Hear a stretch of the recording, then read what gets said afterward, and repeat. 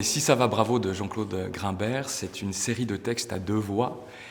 interprétés dans cette version-ci par un quatuor de comédiens, deux hommes, deux femmes, Camille Figueréo, Anne-Catherine Savoie, Florian Sapet et Simon Roman. Et ce sont des scènes qui commencent toutes par un « ça va » ou par un « bravo ». Et puis de ces simples mots découlent des situations cocasses qui vont nous interpeller sur les formules toutes faites, en fait. Et ces conversations cocasses, toujours décalées, nous parlent vraiment de nos habitudes maladroites ou bien heureuses et des codes langagiers d'hier et d'aujourd'hui. Et c'est vraiment une réflexion sur le monde, sur notre actualité, notre rapport parfois complexe et parfois difficile au monde, mais toujours dans un grand éclat de rire. Ah oui, ce texte a une actualité aujourd'hui assez étonnante. Moi, je le lisais récemment et j'étais surpris avec beaucoup d'enthousiasme comment il résonnait dans notre actualité, parce qu'il y a vraiment, j'y ai retrouvé en tout cas toutes nos angoisses existentielles en tant que citoyens, mais aussi en tant que gens de théâtre, spectateurs et acteurs mélangés. Il parle lui-même de son texte en nous parlant du syndrome du ça va virus, alors que le texte a été écrit en 2011, et je trouvais que c'était une étonnante coïncidence pour notre actualité, et une réponse surtout artistique et burlesque en ces temps de pandémie. Ce que je souhaite, c'est vraiment de créer un spectacle cohérent, avec un début et une fin, mais de ne pas faire des numéros, justement, de trouver le lien dramaturgique qui permette aux acteurs, et c'est pour ça que j'ai choisi 4 acteurs pour créer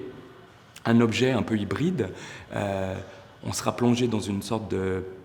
palais des glaces, comme un petit clin d'œil peut-être au musée de Sainte-Croix ou au musée Grévin à Paris. Il y aura quelque chose de l'ordre d'un cabinet des étrangetés où va se révéler toute cette parole et toutes ces individualités de personnages. Pour moi, le théâtre est vital, nécessaire, c'est une force de vie, mais c'est surtout aussi parce que c'est le moyen de réunir des gens dans un espace et de questionner, de parler ensemble, d'éveiller les consciences et de toujours rester dans le vivant et dans un lien interactif. Et pour moi, c'est d'une absolue nécessité.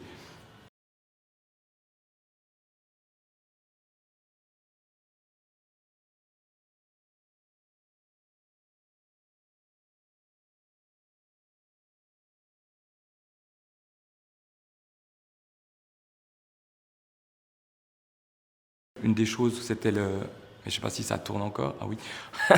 c'était le clin d'œil en fait aussi aux grands auteurs du répertoire, parce que Grimbert s'inscrit aussi dans la ligne des Ionesco, des Tardieu, des Dubillard, de Beckett aussi, et par exemple Henri Michaud dans son délicieux Plume. Et pour moi, c'est important aussi de ne pas trouver forcément une filiation, mais en tout cas de se dire que cet auteur contemporain s'inscrit dans un régime d'écriture, dans une vision du monde